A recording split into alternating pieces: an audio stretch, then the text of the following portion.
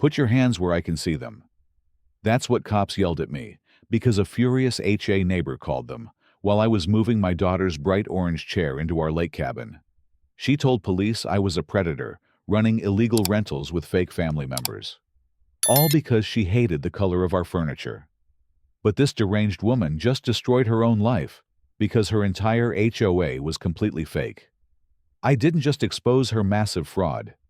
I made our neighborhood the first place in America where HOAs are banned forever. Comment orange if you're ready to see a Karen get absolutely demolished. Meet me, David Johnson, 42 years old, software engineer, and single dad. Raising Maya after losing my wife Sarah to cancer 3 years ago. Maya's 18, smart, feisty, and about to start college. That orange lounger isn't just furniture. It's her mom's last gift, bought when Sarah was too weak to get out of bed, but wanted Mia to have something bright and happy for her future.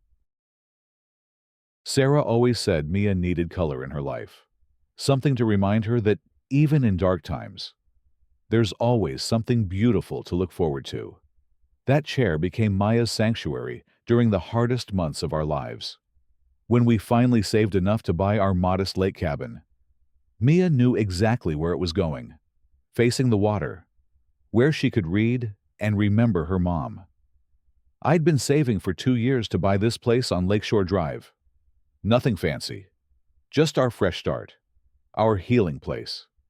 The day we got the keys, Maya was practically bouncing with excitement, planning exactly how she'd arrange her reading corner with that orange chair positioned to catch the perfect sunset view over the lake.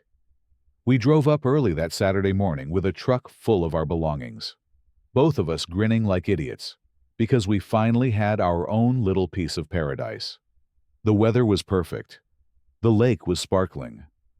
And for the first time in years, everything felt right with the world. Maya had already claimed her spot by the water and was directing me on the exact angle for her chair when our perfect morning took a very dark turn.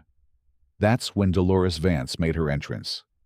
Picture a woman in her late 50s, dressed like she was heading to a board meeting instead of a casual Saturday by the lake, clutching a clipboard like it was some kind of weapon. Her hair was pulled back so tight it looked painful, and she had this expression on her face, like she just smelled something awful. She marched across our lawn like she owned the place, her sensible shoes clicking against the stones. And before Maya or I could even say hello, she launched into her attack. "Excuse me," she shouted, pointing directly at Mia's orange chair like it had personally offended her. That eyesore is in direct violation of our community aesthetic standards.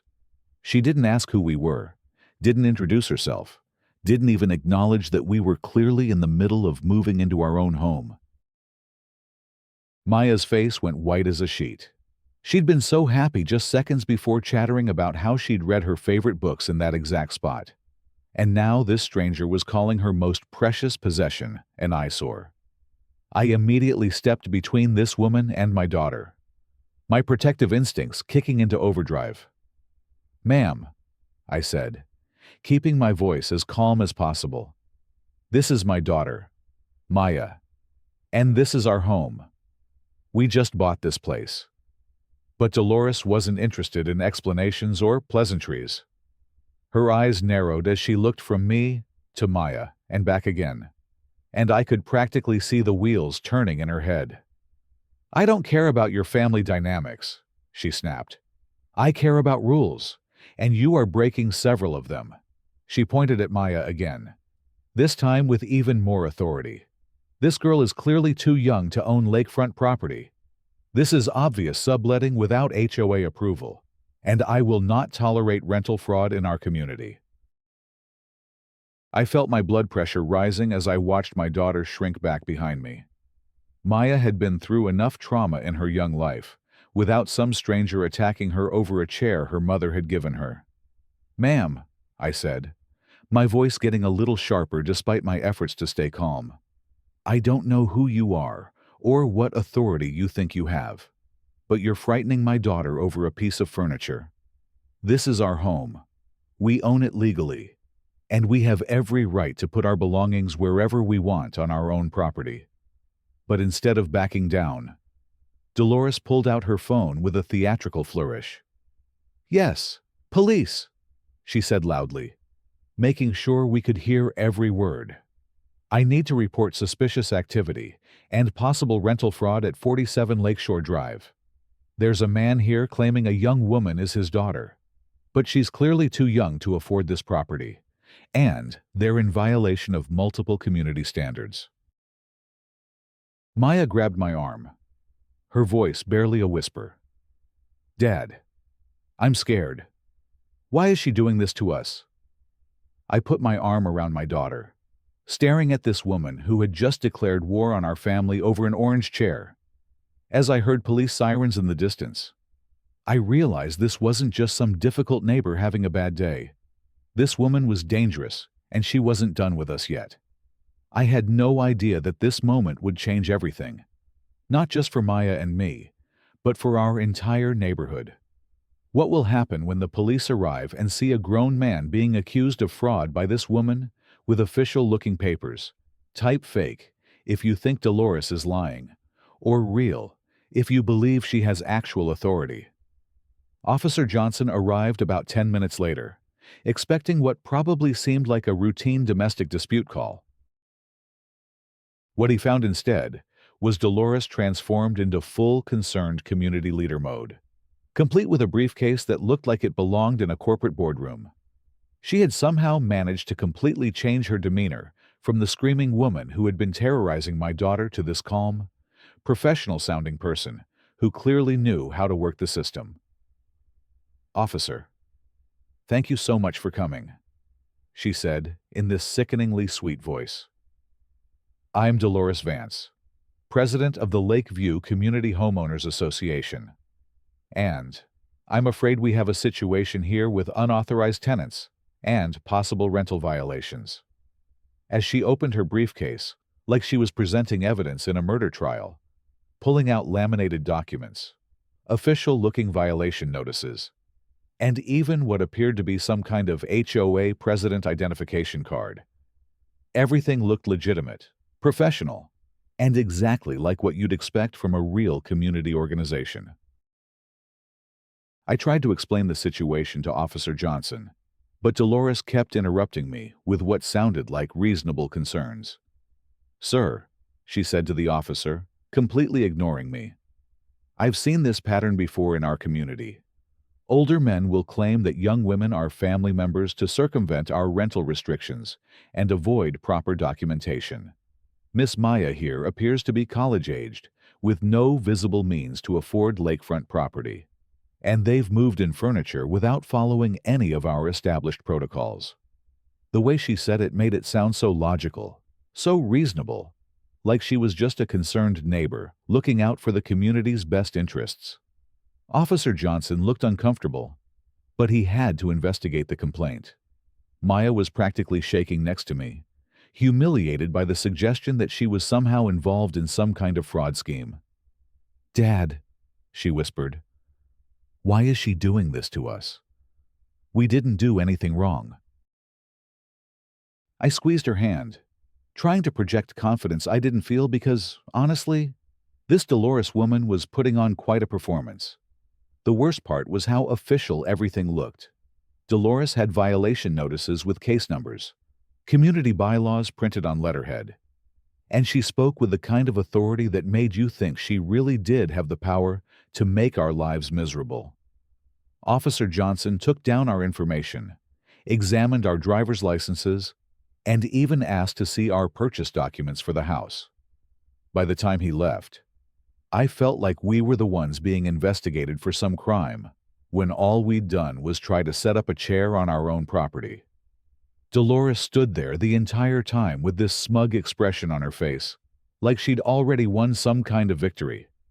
As the police car pulled away, she turned to us with a smile that didn't reach her eyes. "I hope you understand that we take community standards very seriously here," she said.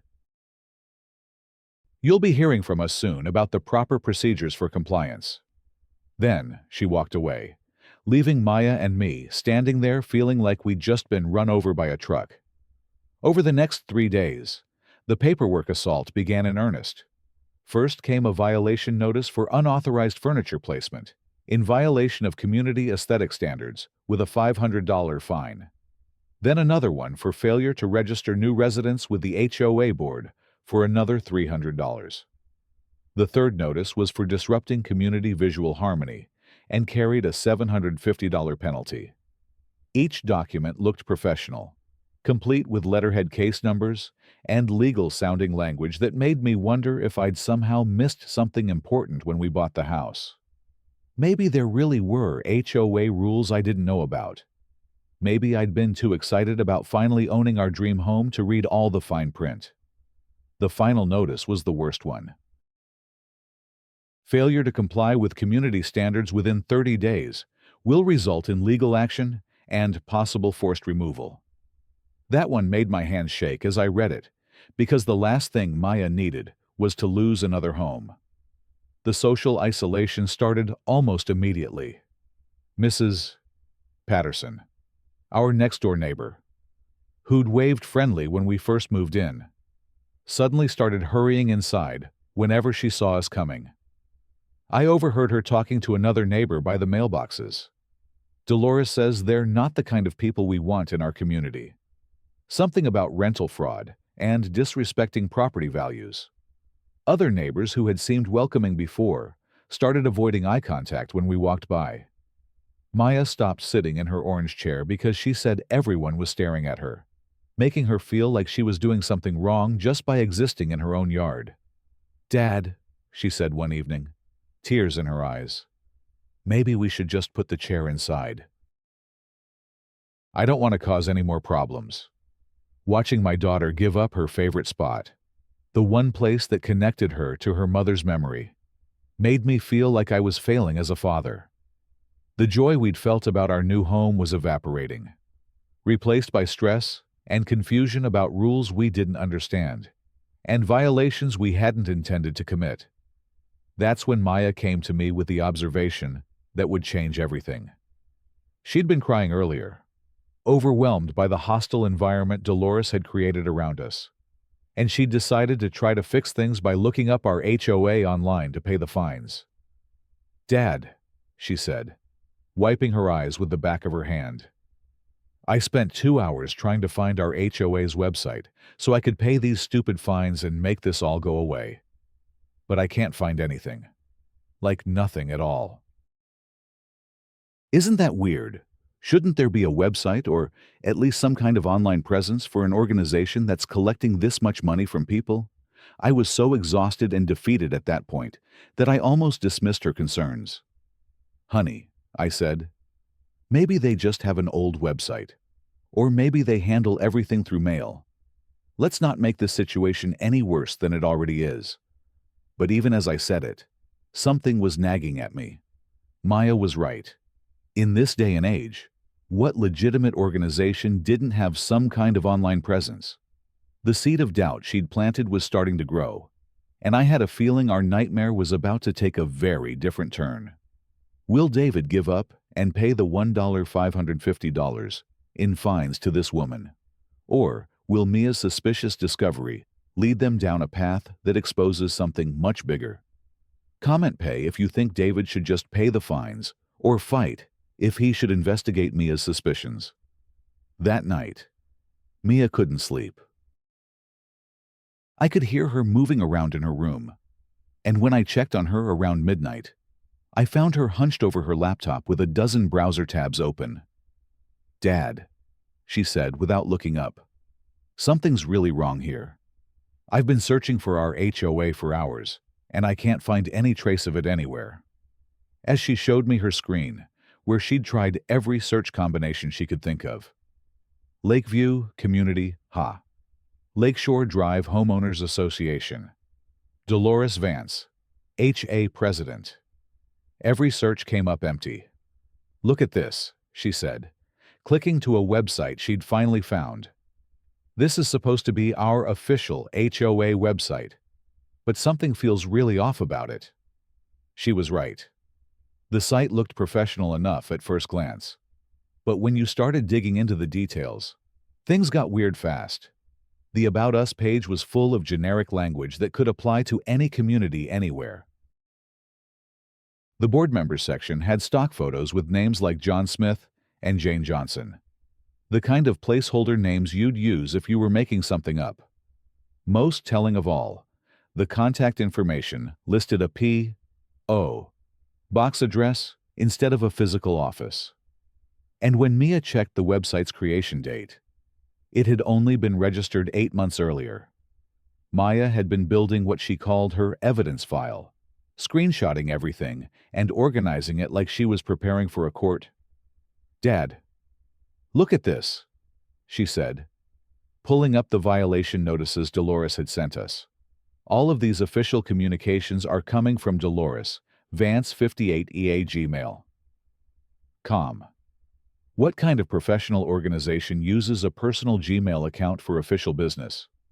She was absolutely right, and my engineer brain started connecting dots that should have been obvious from the beginning. I examined the physical documents Dolores had given us with fresh eyes, and, under close inspection, they were clearly homemade. The letterhead looked impressive, until you realized it was just a fancy font and a clip art logo. The official seal was obviously something she'd downloaded from the internet. Even the paper felt wrong. Too thin, too cheap for something that was supposed to represent a legitimate organization with the authority to fine people hundreds of dollars and threaten legal action. "Maya," I said, feeling a mix of anger and relief washing over me, "I think we need to make some phone calls." The next morning, I called the county clerk's office, and after being transferred 3 times, I finally reached someone who could help me. "Hi," I said, trying to keep my voice steady. "I need to verify if there is a registered homeowners association in my neighborhood at Lakeshore Drive." There was a pause while the clerk looked through their records, and then the words that confirmed my worst fears. "Sir, we show no registered homeowner associations at that address. In fact, there's never been one filed for that area in our records." Maya was watching my face as I took the call, and she could see the moment when everything clicked into place. The doubt melted away, replaced by cold, hard anger at what this woman had put us through. "She made you cry over a chair that belonged to your mother," I said to Maya after hanging up the phone. "She's not getting away with this." For the first time since this nightmare started, Maya and I felt like we were on the same team again, working together instead of just trying to survive whatever Dolores threw at us next. We discovered that Dolores had been running a completely fake HOA, collecting fines and controlling neighbors through fraud and intimidation. The violation notices, the official-looking documents, the authoritative way she'd spoken to the police officer. It was all an elaborate performance designed to make people believe she had power she didn't actually possess. "Dad," Maya said, her eyes lighting up with the kind of determination I hadn't seen since before her mother died. "We need to expose her, but we need proof that even she can't deny." I was thinking the same thing, and an idea was starting to form in my mind. "If she wants to play HOA president," I said, "let's give her a chance to really perform the role. But this time, we'll be ready for her." Maya suggested we needed to document everything. Get Dolores on record doing something that would prove beyond any doubt that she was running a fraudulent operation. The more we talked about it, the more excited Mia became. Not just about catching Dolores, but about protecting other neighbors who might have fallen victim to the same scam. "How many people do you think have been paying her fake fines?" Maya asked. "How many families has she terrorized with her fake authority?" I realized that what had started as a personal attack on our family was probably part of a much larger pattern of abuse that had been going on for who knows how long. Dolores had created an entire fake organization, complete with official documents and professional procedures, all designed to give her power over people's lives. The scope of her deception was breathtaking. but it also meant she'd left herself vulnerable. If we could get her to perform her fake authority role in a situation where we controlled the recording, we'd have everything we needed to expose her completely. Here's what we're going to do. I told Maya, I'm going to email Dolores and request a formal meeting with the full HA board to address our violations. If she really is running a legitimate organization, she should be able to produce other board members, show us proper documentation, and follow official procedures. But if she's making this all up, Maya grinned, understanding immediately where I was going with this. She'll have to scramble to create fake board members, and she'll probably mess it up somehow. We both knew this was risky. If Dolores was as clever as she seemed, she might be able to pull off a convincing performance. But we also knew that the bigger the lie, the harder it becomes to maintain all the details. If we could put enough pressure on her fake system, something would crack. And when it did, we'd be ready to catch it all on camera. Now that they know Dolores is running a completely fake HOA, what kind of trap could possibly expose her without backfiring type trap? With your best idea for how to catch Dolores, in the act I spent the entire next morning crafting the perfect email to Dolores, striking just the right tone of respectful compliance, mixed with enough specific requests to make her sweat. Dear Ms. Advance, I wrote, I'd like to formally address the violations you've identified with the full HOA Board of Directors present. Could we schedule a meeting with all board members so I can better understand our community's processes and ensure full compliance with all regulations? I want to handle this matter properly and according to official procedures. I made sure to emphasize words like full board, official procedures, and proper documentation, because I wanted her to understand that I expected to see a real organization in action, not just her personal opinions dressed up as community rules. When I hit send, I felt like a hunter setting a trap for a particularly clever predator. Except in this case, the predator had been terrorizing my family and probably half the neighborhood for months or even years. Dolores responded within an hour, which should have been my first red flag that something was off. Real HOA boards don't typically schedule emergency meetings on a day's notice, but Dolores was so confident in her ability to fool us that she immediately agreed to a meeting for the following evening.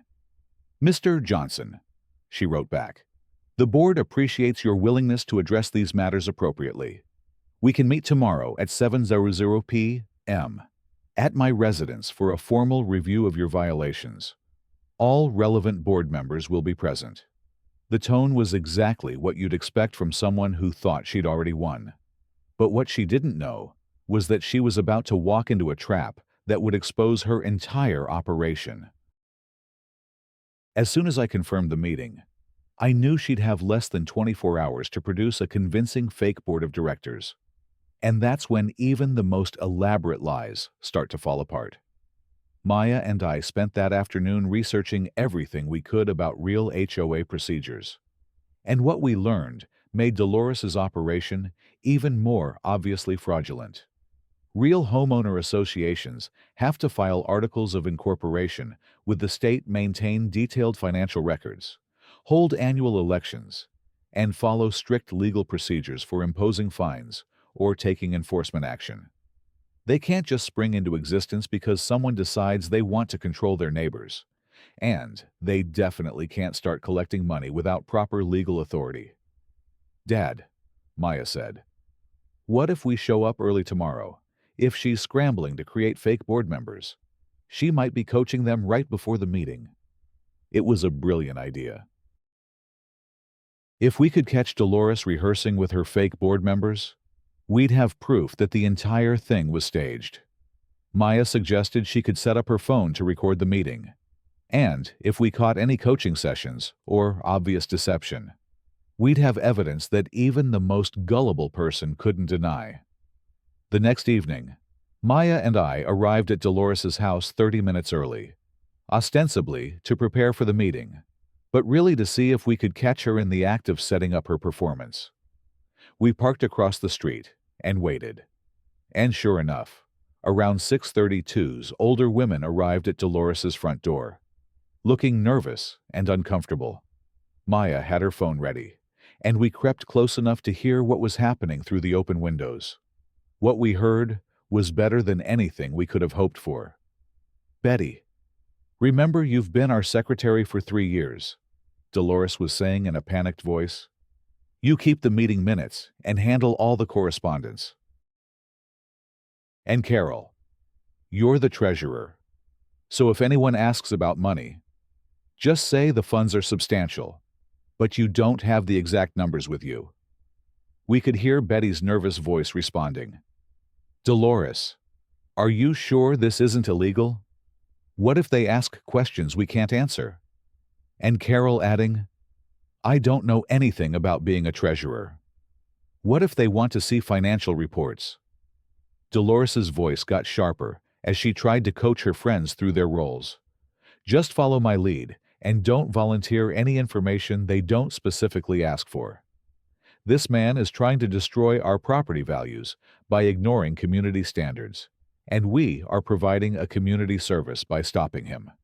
She went on to rehearse specific answers to questions she thought I might ask, even going so far as to practice how they should introduce themselves and what their supposed tenure on the board had been.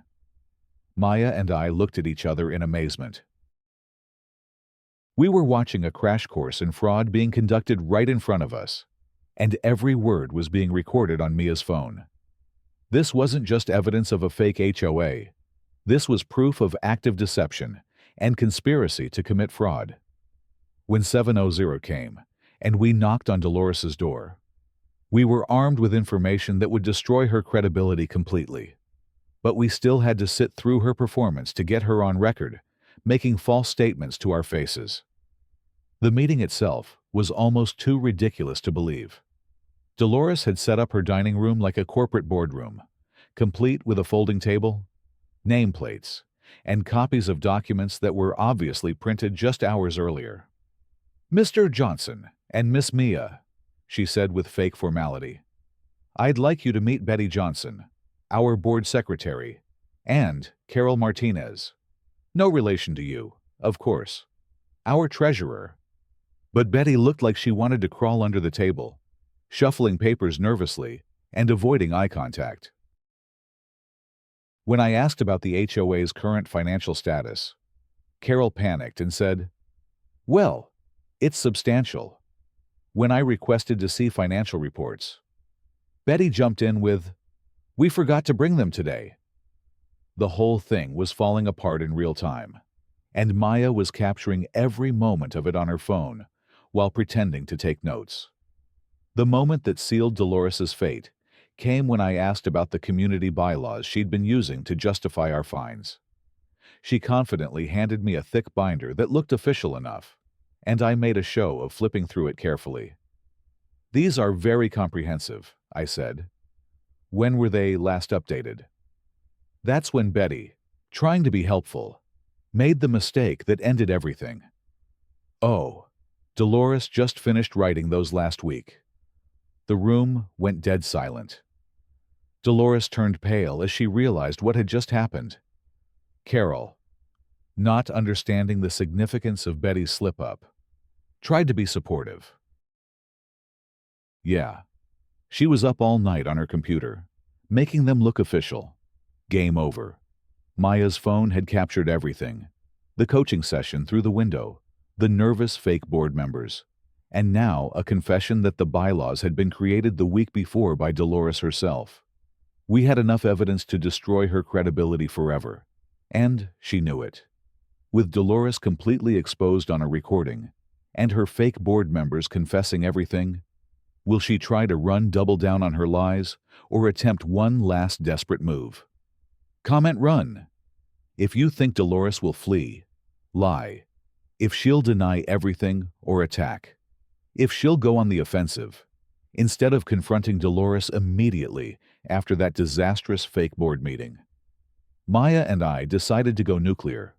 We weren't just going to expose her to her face. We were going to make sure the entire neighborhood knew exactly what kind of person they had been dealing with. I spent the next morning designing and printing professional-look flyers with the headline, Important Community Meeting, HOA, Transparency and Financial Review. I made them look official enough that people would take them seriously, but vague enough that Dolores wouldn't immediately realize she was walking into an ambush. Maya and I went door to door, personally delivering flyers to every house in the neighborhood, and explaining that we had discovered some concerning irregularities in the HOA's operations that everyone needed to know about. The response was immediate and eye-opening. Neighbor after neighbor told us they had been paying Dolores monthly fees, receiving violation notices, and feeling powerless to challenge what they thought was legitimate community authority. Mrs. East Patterson, our next-door neighbor, who'd been avoiding us since Dolores's campaign of intimidation began, was one of the first to approach us after receiving the flyer. "David," she said, looking embarrassed, "I had no idea there were transparency issues with our HOA. I've been paying Dolores $75 every month for community maintenance for almost 2 years now. She told me it was mandatory for all homeowners, and I never thought to question it." As we talked to more neighbors, the scope of Dolores's operation became clear. She'd been collecting money from at least 15 families, issuing violation notices for everything from lawn height to mailbox colors, and creating an atmosphere of fear where people were afraid to challenge her authority.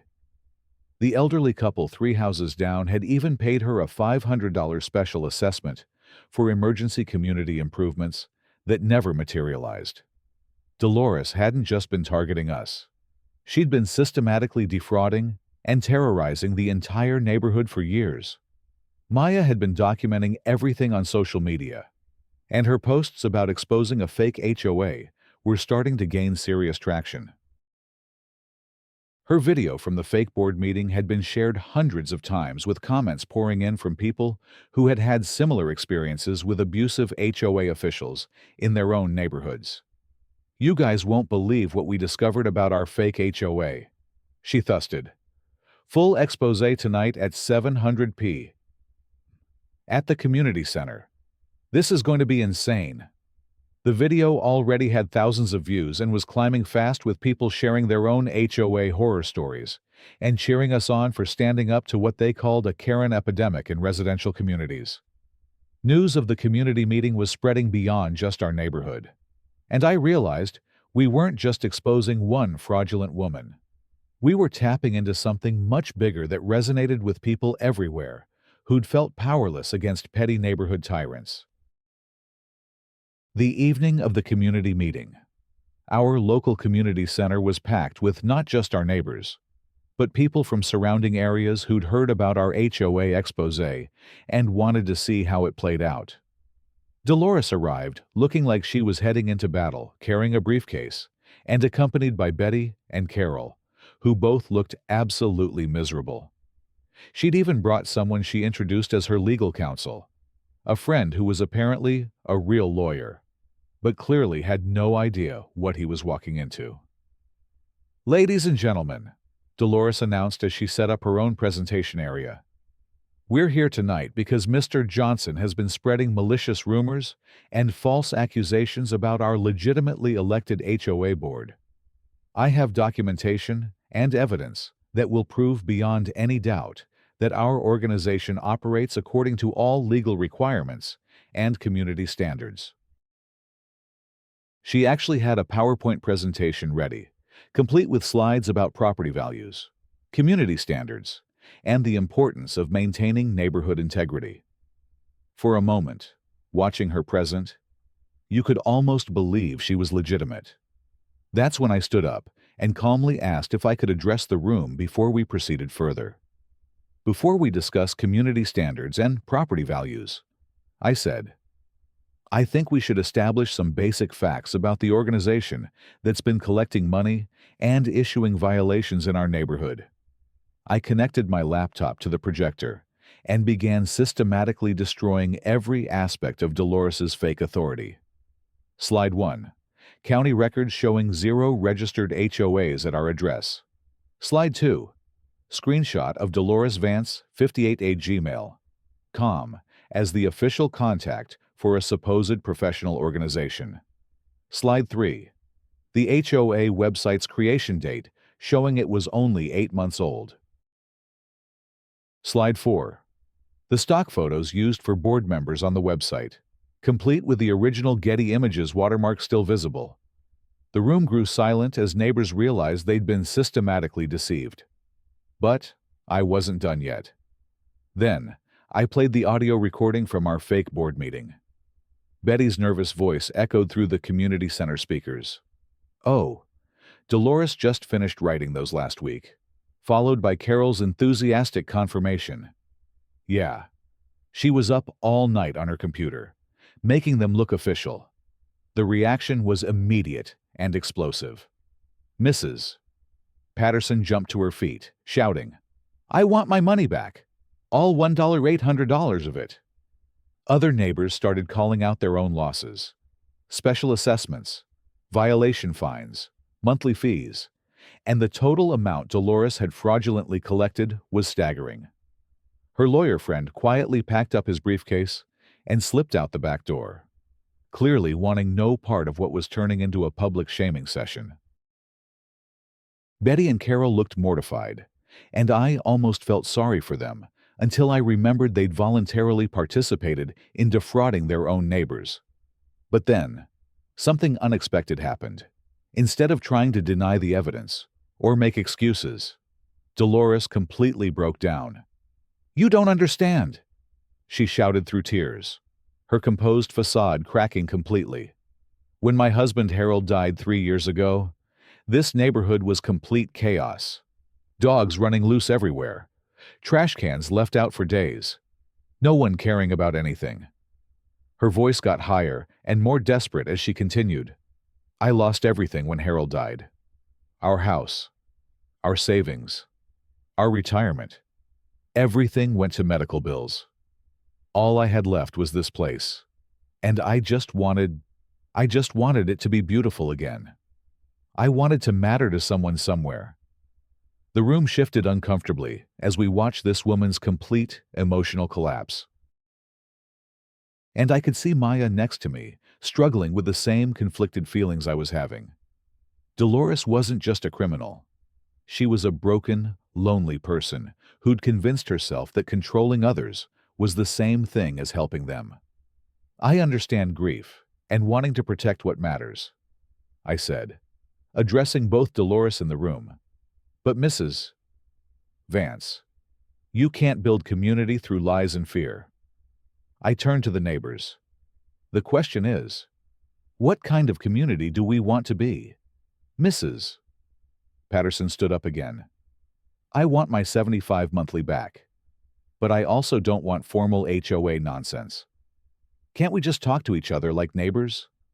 Murmurs of agreement rippled through the room, and I realized we had an opportunity to do something much bigger than just exposing one fraudulent woman. We could create something better than what Dolores had tried to impose on us. With the entire neighborhood now united against fake HOAs and Dolores emotionally broken. What could David possibly do that's bigger than just getting everyone's money back?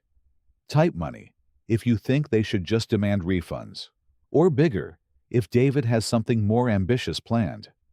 As the community meeting wound down with neighbors demanding refunds and discussing next steps for dealing with Dolores's fraud, Maya suddenly stood up with that determined look I'd learned to recognize as her "I have an idea" face. "What if we make sure this never happens again?" she said, her voice carrying clearly across the room. "Like ever." She pulled out her phone and showed the crowd research she'd been doing while everyone else was focused on the immediate crisis. "I found out that communities can legally declare themselves HOA resistant," she explained. "It's like a community charter that prevents any future HOA from being established without unanimous consent from all residents. We could make our neighborhood permanently immune to this kind of abuse." The room erupted in excited chatter as people realized Maya wasn't just talking about fixing the current problem. She was proposing a permanent solution that would protect future residents from ever having to deal with another fake or even real HOA, that might abuse its power. Mrs. Patterson was the first to speak up, raising her hand like she was back in elementary school. After what we've been through tonight, I'm absolutely in favor of that. I never want to deal with fake fees, violation notices, or anyone telling me what color I can paint my mailbox ever again. Other voices quickly joined in. Count me in. How do we do it? Is it really legal? Maya had clearly done her homework because she had answers ready for every question. It's completely legal, she explained. We just need a simple majority of households to agree, and then we file a community charter with the county. Once it's approved, our neighborhood becomes a self-governed zone, where any future HOA would require 100% consent from all residents to form. Basically, we're making ourselves HOA-proof forever.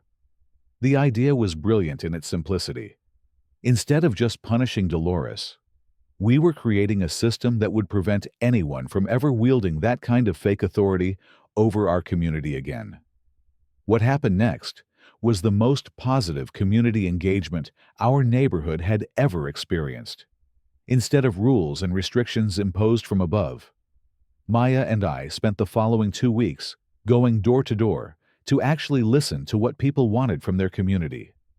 We discovered amazing things that had been hidden under years of Dolores's intimidation and control. Mr. Rodriguez, who lived at the end of the street, was a retired contractor who'd been dying to help neighbors with home repairs, but was afraid Dolores would cite him for unauthorized commercial activity.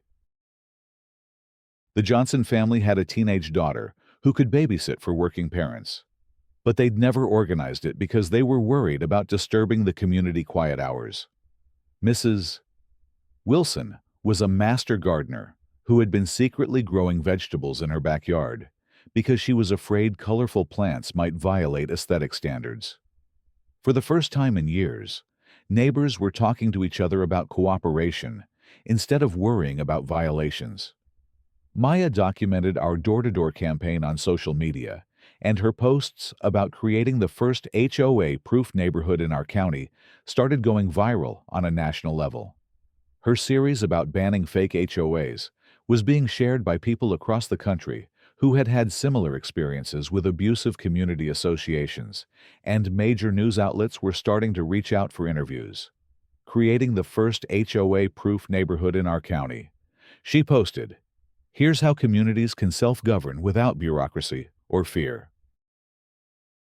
Comments poured in from people asking how they could do the same thing in their own neighborhoods. And Maya was becoming an accidental spokesperson for community self-determination. Local news stations wanted to film our process, and Mia was fielding calls from newspapers wanting to write feature stories about our revolutionary approach to neighborhood governance.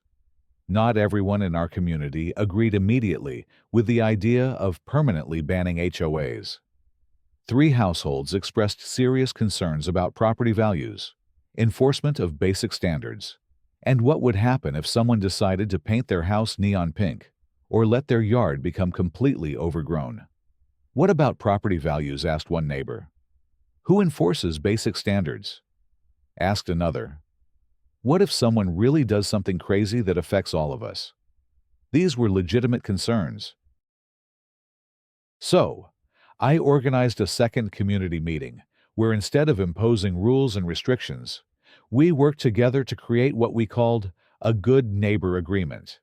Voluntary guidelines based on mutual respect rather than enforcement and penalties. Maya presented our final proposal to the group. "We're not anti-organization," she explained. "We're pro-choice. We're pro-community, deciding for itself, instead of having decisions made by people who may not have our best interests at heart." The historic vote was held on a Saturday morning at the community center, with 27 households total in our neighborhood, needing a simple majority to proceed with filing our HOA-resistant charter. Maya live-streamed the entire process, and her audience had grown to thousands of people watching from around the country as we potentially made history.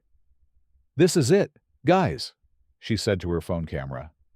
We're about to make history by becoming the first neighborhood to voluntarily make itself permanently HOA-proof. One by one, families arrived to cast their votes in a process that felt more like a celebration than a political election. The vote counting was done publicly, with Maya announcing each result as we tallied them up. 25 votes for community self-governance, she announced finally. 2 votes against, and 0 abstentions. We did it. The room erupted in cheers as I officially signed the community charter and prepared to submit it to the county clerk's office. I walked into the county clerk's office and formally submitted our community charter. We, the residents of Lakeshore Drive, formally declare our neighborhood a self-governed community zone, permanently resistant to any form of mandatory homeowner association, I said as I handed over the signed document. The clerk stamped it with an official seal and handed me back a certified copy. "Congratulations," she said with a smile. "You're now legally HO-proof." Maya's livestream audience was going crazy with celebration as she announced our victory to thousands of viewers. Comments were flooding in from other communities, asking for help with their own HOA problems. "And that's how you banned an HOA forever," I said, looking directly into Maya's camera with our official certificate in my hand. In the corner of the room during our celebration, Dolores sat quietly watching everything unfold. After everyone else had left, I approached her with sympathy. "Mrs. Vance," I said, "it's clear that you genuinely care about community and want to help people. There's a volunteer coordinator position open at the senior center downtown.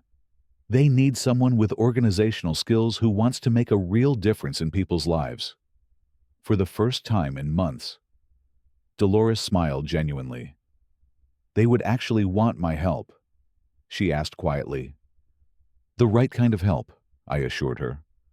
"The kind that comes from serving people instead of controlling them." They have officially banned HOAs forever. But how will this change their neighborhood in the long run? And what happens to communities that try to copy their model? Type your city name if you want to try HOA proofing your own neighborhood. 6 months after we officially became the first HOA-proof neighborhood in our county, the transformation has been nothing short of miraculous. Maya's bright orange chair still sits in its place of honor facing the lake, but now it's surrounded by a small collection of colorful outdoor furniture that neighbors have added over time. What started as one teenager's reading spot has become an informal community gathering place where people stop to chat, kids play games, and everyone feels welcome to just sit and enjoy the view. The chair that Dolores once called an eyesore has become a symbol of the freedom we've created. The freedom to make our own choices about our homes and our lives, without fear of arbitrary rules or fake authority figures telling us what we can and can't do on our own property. The Good Neighbor Network, that grew out of our HOA proofing campaign, has accomplished more positive community building in 6 months than years of Dolores's fake rules ever did. We've organized 3 community barbecues where people actually get to know each other instead of just avoiding potential violations. We've coordinated snow removal for elderly residents, started a neighborhood garden where Mrs.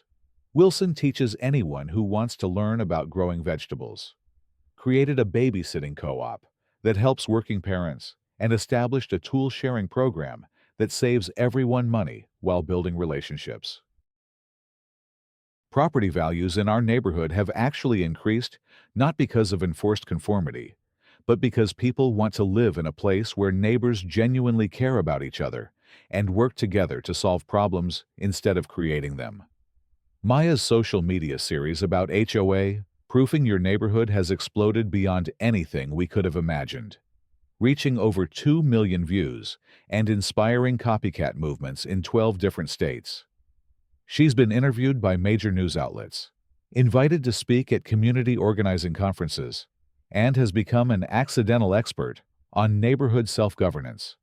College applications that once seemed daunting now include essays about community activism and social media advocacy, and she's already been contacted by several universities interested in her work. What started as a fight to protect her mother's orange chair has turned into a calling that's helping people across the country take back control of their own communities from petty tyrants and bureaucratic overreach. The most remarkable transformation has been Dolores herself. She found her true calling at the Sunset Senior Center, where her organizational skills are genuinely appreciated and put to good use, helping people who actually need assistance. She coordinates volunteer activities, manages the meal program for seniors who can't cook for themselves, and has become beloved by residents who benefit from real help rather than arbitrary control. Her natural leadership abilities, when channeled toward service instead of domination, have made her an invaluable part of a community that actually values what she has to offer. She occasionally walks past our house during her evening strolls, and the sight of Maya's orange chair no longer triggers anger or resentment. Instead, it reminds her of the day she learned the difference between controlling people and serving them. One evening last month, Dolores stopped by our house with a basket of fresh tomatoes from the Senior Sense garden. "Maya," she said, "I thought you might like these. Harold always said, the best tomatoes grow near bright, happy colors." She smiled at the orange chair, and there was no trace of the bitter, authoritative woman who'd once tried to find us for placing it by the lake. Maya, who has grown so much in wisdom and empathy over these past months, gave Dolores a genuine hug. "Mrs. Vance," she said, "would you like to sit with me sometime? I'm reading this fascinating book about community organizing that I think you'd find really interesting." Watching these two former adversaries find common ground in their shared love of community reminded me that healing is possible even after the deepest conflicts, when people are willing to see each other as human beings rather than enemies. The national news crew that came to film our HOA Free Zone as a human interest story captured something beautiful about what we've created here. When the reporter asked me if I ever worry about property maintenance and community standards without enforcement mechanisms, I was able to gesture around our immaculate neighborhood with genuine pride. When people choose to take care of something because they love it, not because they're forced to, I explained, the results speak for themselves. Maya added her own perspective. "We didn't need to ban has to create community.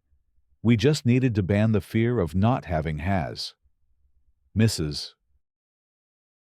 Patterson, when interviewed about any regrets she might have about rejecting traditional HOA structure, laughed and said, "Honey, I've never been happier. My neighbor helped me fix my roof last week, and my other neighbor brought me soup when I was sick. Try getting that kind of care from a violation notice." The news segment's closing shot perfectly captured what we've accomplished here. Maya sits in her bright orange chair reading a book with a beautiful lake sparkling behind her, and our community garden visible to one side, where neighbors are working together to grow food and flowers. The reporter asked for a final thought, and Maya looked up from her book with a kind of wisdom that comes from surviving loss and fighting for what matters. "This chair was my mom's last gift to me. She said she wanted me to have something bright and happy for my future." She paused, looking around at neighbors chatting over fences, kids playing freely in yards, dogs running without fear of citations, and Dolores helping an elderly neighbor tend to her garden. A mom would love this. Not just the chair, but what it represents. The freedom to be yourself, to make your own choices, and to build relationships based on kindness instead of rules. I had joined Maya in the final frame, putting my hand on her shoulder as the camera pulled back to show our entire neighborhood. A community that looks exactly like what happens when people are free to be human beings instead of rule followers. The wooden sign by our community garden reads Lakeshore Drive, self-governed since 2025. No HOA needed. and it represents something much bigger than just our small corner.